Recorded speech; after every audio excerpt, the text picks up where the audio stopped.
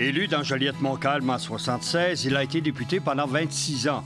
Tout au long de sa carrière parlementaire, Guy Chevrette a rempli de nombreuses responsabilités ministérielles. Il a fait sa marque avec son franc-parler, son esprit combatif, sa connaissance des dossiers et son ardeur au travail. Bienvenue à Mémoire de député.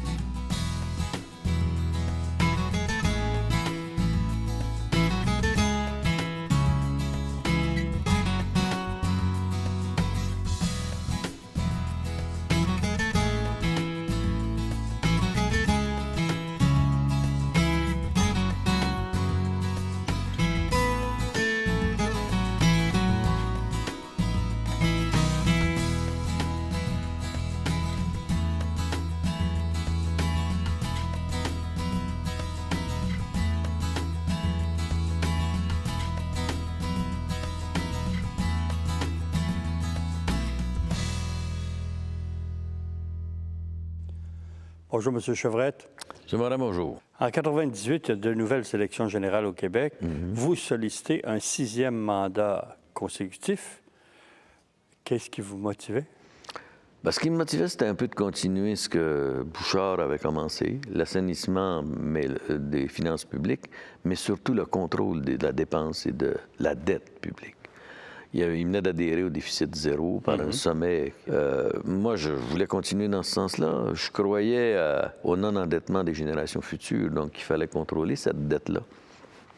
Et ça, c'est un défi qui me plaisait, mais tout en sachant que c'était mon dernier mandat. Mais vous ne l'aviez pas dit à vos électeurs? Je ne l'avais pas dit ni à mes électeurs, je ne l'avais pas dit à personne, sauf une ou deux personnes très intimes.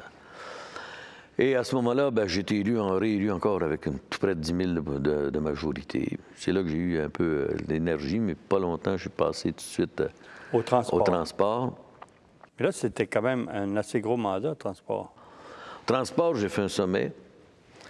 Moi, je trouvais imbécile qu'au mois d'août, au mois de septembre, les machineries étaient dans le chemin quand il pleuvait, puis on avait de la misère à circuler ces routes du Québec, parce qu'on donnait les contrats au mois de mai. Avant de mettre en branle la réalisation des contrats, on se mettait à travailler en juillet. Alors qu'en mai, juin, juillet, on pouvait faire du travail positif. Je suis entendu avec les constructeurs routiers pour que dorénavant, ils répondent aux soumissions non plus après les fêtes, mais au mois de septembre, octobre, novembre. Pour l'été suivant. Pour être bien prêt dès que le terrain le permet, qu'on puisse commencer à travailler. Ils ont bien aimé ça. Donc ça, j'ai fait ça. J'ai fait aussi une loi sur le camionnage en vrac. Ça allait mal. Puis on a permis à avoir des ententes cadres qui ont réglé les difficultés. Je pense que j'ai créé aussi le Forum du camionnage qui a permis une entente où les parties se rencontrent régulièrement pour prévenir, être proactif au lieu de toujours se ramasser dans la confrontation. Au transport, j'ai eu des problèmes, comme d'autres en ont eu sans doute, mais j'ai arrêté les dépassements de coûts. Je vous dirais, par exemple, que les dépassements de tout dépassement n'étaient pas traités par le ministre. C'était traité par la machine. À un moment donné, tu voyais un dépassement dans un contrat de 1 million, 400 000, 500 000. Tu sais, c'est quoi ça? Ah, le roc était friable. La température n'a pas été agréable, et, il y a eu telle chose. Et Jacques Barry, qui était mon adjoint, député d'Arthabasca, un homme extraordinaire avec qui j'ai travaillé comme ministre délégué, Jacques me disait, ça n'a pas de bon sens, Guy. Il faut mettre un point final à ça. J'ai réfléchi à ça, puis on arrive à une réunion avec les hauts fonctionnaires, puis je dis, dorénavant, tout dépassement de 50 000 et plus doit venir sur mon bureau avant d'être accepté. Croyez-le ou non, j'en ai eu un. Comme par hasard, ça se réglait, ces dépassements-là. Quand vous étiez au transport, vous aviez la responsabilité de la Société d'assurance automobile aussi. Oui. Mais ça a été... J'ai trouvé ça intéressant comme mandat, moi. On avait la Société des traversiers aussi, mais je l'avais confié à Jacques Barry, qui a fait un excellent travail, puis qui a établi une politique du maritime au Québec qui a été appréciée par tous les intervenants du maritime. Quant à la SAAC, je vous avoue que j'ai eu des bons coups, des pépins. Les bons coups, ça a été des campagnes publicitaires qui ont porté fruit. Sur la sécurité Oui, routière. on avait des bilans. Pendant 2-3 ans, on a amélioré les bilans routiers annuellement. La SAAC, je vais vous dire que c'était une fierté pour notre gouvernement à l'époque. Les cotisations n'ont pas augmenté pendant 18 ans. Trouvez-moi quelque chose au Québec qui n'a pas augmenté pendant 18 ans. C'était pourtant, rappelez-vous, tous les mauvais jugements qu'on a portés sur Lise Payette. Mais elle avait une colonne vertébrale. Elle a dit, on le réalise. C'est un gain pour les citoyens. Puis c'est une réalisation de nos engagements électoraux de 1976. C'était une fierté. Vous avez eu le virage à droite, puis les photos radars aussi. Ouais. Ça, c'est... Ces 2 dossiers, oui. Ben vous me faites penser à 2 choses. D'abord, commençons par les radars. Les radars, moi, je croyais que c'était préventif. On aurait pu mettre des radars préventifs, puis je comprends que la photoradar pouvait créer des problèmes auprès de certains individus qui étaient photographiés à l'époque, vous savez, dans leur auto. Donc, ils pouvaient être seuls ou ne pas être seuls, et ça apportait des problèmes majeurs, me disait-on. C'est arrivé l'histoire de conjoints, Oui. mais pas conjoints. Ouais. Mais il y avait possibilité d'instaurer des radars avec juste de la plaque arrière, si c'était possible. C'était difficile pour les camions, d'autre part, de faire ça, etc. La police était contre parce que ça enlevait des effectifs. C'était clair. Ça, j'ai manqué mon coup. Mais, en tout cas, je suis content parce que par après, ça a été repris. Puis l'objectif, c'est un objectif de sécurité, non pas un objectif d'intrusion dans la vie personnelle ou quoi que ce soit. Quant au... Virage à droite. Le virage à droite, moi, ça m'horripilait d'aller aux États-Unis, puis tu étais assez intelligent, puis assez adulte pour conduire, puis regarder, t'arrêter sur un coin, s'il n'y a pas personne, tu passes. C'est une économie d'essence, une économie sur la pollution. En général, c'était une économie très importante pour la collectivité. Ça, c'était la première des choses. La deuxième des choses, je crois à l'uniformisation des panneaux de signalisation. Ça devrait être mondial, d'ailleurs. Tu sais, arrêt, stop, une main, il y a toutes sortes de signes, mais je pense que les pictogrammes devraient être uniformes. Parce que quand tu traverses du canal Rideau, tu traverses le canal Rideau le soir, tu travailles à Ottawa, le matin plutôt, tu travailles à Ottawa, tu deviens intelligent, tu peux virer à droite, rendu en Ontario. Tu reviens de ce côté-ci, tu es un imbécile. Il faut que tu arrêtes, il faut que tu pollues, il faut que tu attendes. Même s'il n'y a pas un chat. Donc, je voulais le réussir à faire comprendre ça. Puis, il y avait une question de sécurité d'abord. Avoir le même pictogramme partout, les mêmes règles de conduite un peu partout sur un territoire adjacent. Bouchard m'a autorisé à faire des projets pilotes. J'ai pris Chicoutimi-Jonquière, qui a accepté, Drummondville avait accepté, Lanaudière, la MRC Lanaudière avait accepté, Hull-Gatineau avait accepté, et l'Abitibi, qui eux autres viraient à droite même s'il n'y a pas le droit. C'était déjà dans les coutumes là-bas. Donc, on fait un projet pilote de presque 2 ans. Un accident, c'est un cycliste qui était à sens inverse du trafic. Puis c'était pas mortel. Donc, c'était très concluant. Pourquoi pas Montréal? Parce que Montréal n'a pas voulu marcher. Puis s'il y a un endroit où est pollué au Québec, c'est Montréal. Puis s'il y a un endroit entre vous et moi qu'on pourrait facilement accélérer la circulation, c'est dans le West Island. Ils passent un auto après 11 heures le soir. Ils sont obligés de faire des arrêts pendant 1 minute et demie à certains endroits. Puis on prêche contre la pollution. On prêche contre l'émanation des gaz à effet de serre. On prêche pour l'économie d'énergie. Puis on prend tous les moyens pour en dépenser davantage. Moi, ça, ces gens à double discours-là, loin de moi ce calice. M. Bouchard démissionne. À la surprise générale, au mois de janvier, en revenant des fêtes. Et il est remplacé par M. Landry. Comment vous avez vécu cette transition-là? Cette fois-là, je n'ai fait rien. J'ai dit tout simplement parce que M. Bouchard nous avait assuré qu'il s'occuperait de la transition. Donc, on n'avait pas de problème. S'il y avait une lutte, il aurait vécu la lutte et tout. Donc, j'ai décidé d'être neutre. Et je dois vous dire que le fait de rester neutre nous permettait de dire, ben écoute, objectivement, on se branchera, on se ralliera, parce que je me ralliais toujours à mes chefs, quels qu'ils soient. On se ralliera à celui qui va gagner, puis on l'aidera à se relever si on a connu des coups durs. Parce que moi, le départ de Bouchard m'a fait de la peine quand même, parce qu'il y avait beaucoup de charisme.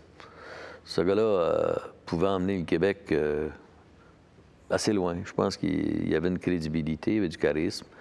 Puis il y avait quelques projets. Par exemple, les garderies au Québec, c'est un des projets de Bouchard qui coûte cher à la société, mais qui a permis une explosion de garderies. Puis ça a aidé la femme qui est au travail. Le budget déficit zéro, c'est un geste assez formidable qu'il a fait aussi. Moi, je pense que dans l'ensemble, nos premiers ministres n'ont pas été si mal. Et puis Bernard est arrivé, je lui ai offert la même collaboration. Mais là, il a formé un nouveau Conseil des ministres. Sans vous exclure, il vous a offert quelque chose? Non, sur le coup, il m'a laissé au transport quand il est arrivé. J'étais rendu au transport par M. Bouchard, mais je suis demeuré au transport. Ah bon? Et puis, j'ai gardé les Autochtones. C'est ça n'avait pas changé, mon statut n'a pas changé quand il est arrivé. Mais au fil des mois, quelques mois après, là, il y a eu un phénomène, je dirais souterrain, là, un genre de tsunami souterrain qui se préparait. Puis là, ils ont pris Marie Malavoie, qui était vice-présidente du parti, qui s'est mis à faire de l'agisme. Donc, moi, je n'ai pas accepté ça. Je n'ai pas accepté ça. Parce qu'en 87, ce parti-là est venu à un cheveu de flancher complètement. Puis je pense avoir contribué d'une certaine façon à éviter l'éclatement de ce parti-là et puis à éviter qu'on sombre. On n'aurait pas pris le pouvoir en 94 avec Parizeau si on n'avait pas fait le travail qu'on a fait en 87 après le départ de Johnson. Donc, je trouvais ça ingrat. Ça m'a extrêmement blessé tout le cours du mois de décembre. L'automne, pas mal l'automne de 2001 et le début de 2002. J'étais vraiment blessé. Je n'étais pas enragé, je n'étais pas colérique, j'étais peiné, j'étais blessé profondément de voir les 25 ans que j'avais donnés de ma vie. Puis Bernard Landry, qui était venu à mes 25 ans, puis qui avait écrit dans mon cahier de souvenirs un hommage dithyrambique, comme c'est le faire Landry. Vous connaissez l'inflation verbale qu'il peut avoir. Donc, c'était dithyrambique. On va construire le Québec ensemble, puis le pays, puis la patrie, puis vous connaissez Bernard. Et c'est alors que tout ça mis ensemble, j'ai essayé de ramasser mes souvenirs, mais comment il se fait que ça ne cliquait pas avec Bernard? C'était quand même dans mon coin. T'es né à Saint-Jacques-de-Montcalm, moi à Joliette. Il m'avait même fait la milice au séminaire à Joliette. J'étais travaillé pour lui en 70, en 73 aux 2 élections, dont il a connu la défaite dans mon comté, dans sa propre paroisse. C'est là que j'ai compris qu'il croyait que c'est moi qui avais contribué à son départ de Joliette. Alors que je n'ai jamais contribué à son départ de Joliette. Jamais. Moi, je ne serais pas allé en politique si M. Lévesque n'était pas venu me chercher. Donc, c'est pas moi qui a contribué à son départ. Pourquoi on voulait absolument que je parte?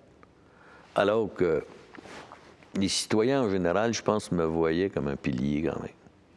Puis il y avait eu un sondage, un baromètre de comment dirais-je, de satisfaction de l'électorat vis-à-vis des politiciens. Notoriété et affection. Bernard était le plus connu, mais il y avait 31 % contre. Pauline était deuxième en notoriété, avec 29 %. Après, j'étais le troisième en notoriété, mais seulement qu'avec 20 % contre. Donc, j'avais une certaine cote affective dans la population, puis on veut se débarrasser de moi. Je comprenais rien. Et c'est même que je suis parti en mission Tokyo. Il m'appelle pour me souhaiter bonne mission. Puis il dit, Guy, sois pas inquiète, fais ta mission. Puis je pars le vendredi, je crois. Puis Une mission comme ministre des Transports. Des Transports, je m'en allais vanter la qualité de l'expertise professionnelle du Québec en matière d'entretien des chemins d'hiver. Puis je suis arrêté à Tokyo en passant pour parler aux gens de Bridgestone Firestone, c'était sur mon chemin.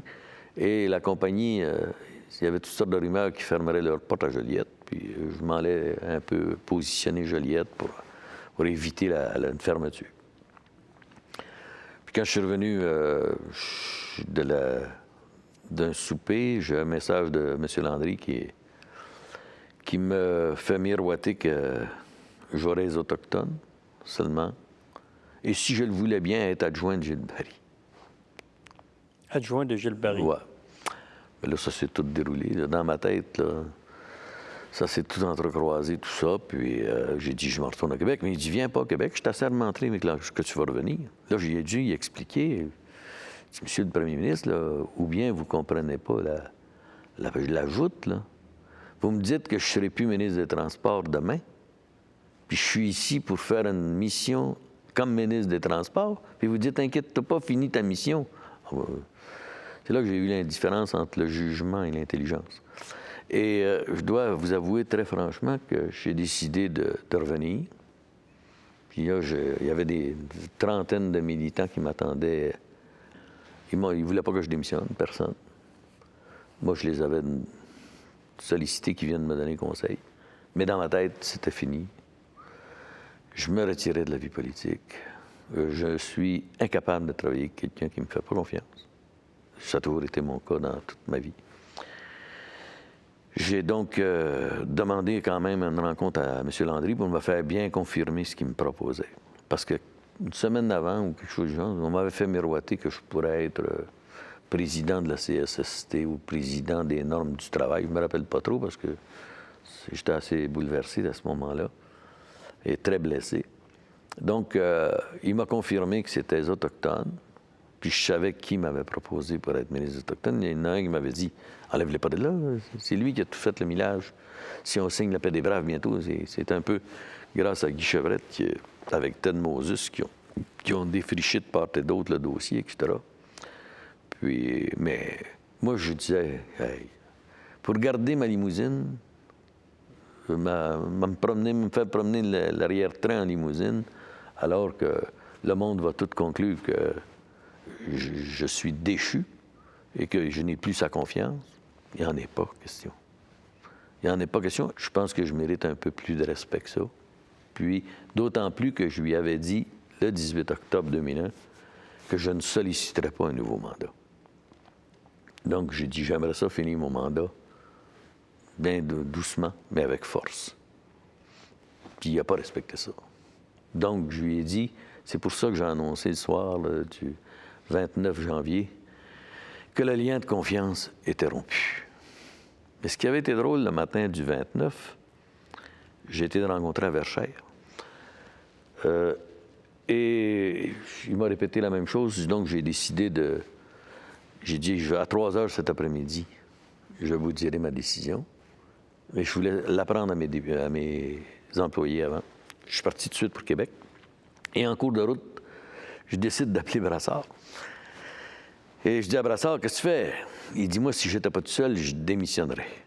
Parce qu'il dit, il m'a offert le poste de leader sans aucune autre responsabilité. Un autre limousine. Chance qu'on n'a pas accepté, parce qu'au lieu de 36, il y en aurait eu 38. Mais il dit, ben, j'ai des nouvelles pour toi. Moi. Limousine ou pas, moi, je m'en vais. Puis ça, c'est clair. Puis seul ou pas seul, moi, je m'en vais. Ah, ben, il dit, tu t'en vas pour le vrai? Il dit, oui. Il dit, on se rencontre à 1 heure. Tu es arrivé à Québec. On s'est rencontrés. On a ajusté nos communiqués de presse. Puis on a convoqué les journalistes. Et c'est là qu'a pris fin ma carrière politique. Après réflexion et de longues analyses, j'ai personnellement décidé, à 1 heure cet après-midi, de présenter ma démission à titre de ministre du gouvernement de M. Landry. Est-ce que vous êtes resté à Berre un bon bout de temps? Non. La preuve, c'est que monsieur... Mais pourtant, vous n'étiez pas de bonne humeur cette journée-là. Non, j'étais blessé profondément, mais moi, je sais me défouler, donc je garde pas ça en dedans. Je me suis défoulé à mon goût, là. J'ai quitté. Puis quand je suis revenu, M. Landry m'a offert un mandat pour aller calmer les gens de la Côte-Nord, vous vous rappellerez, qui s'objectaient à l'approche commune avec les Inuits. Les Blancs contre les Oui. Autochtones. Puis j'ai produit un rapport qui sert encore comme base de discussion entre les Inuits et les Blancs. Je ne l'ai pas fait pour M. Landry, pour être honnête. Je l'ai fait parce que je crois au dossier. Parce que je crois que c'est par un dialogue puis par une négociation qu'on règle ces choses-là.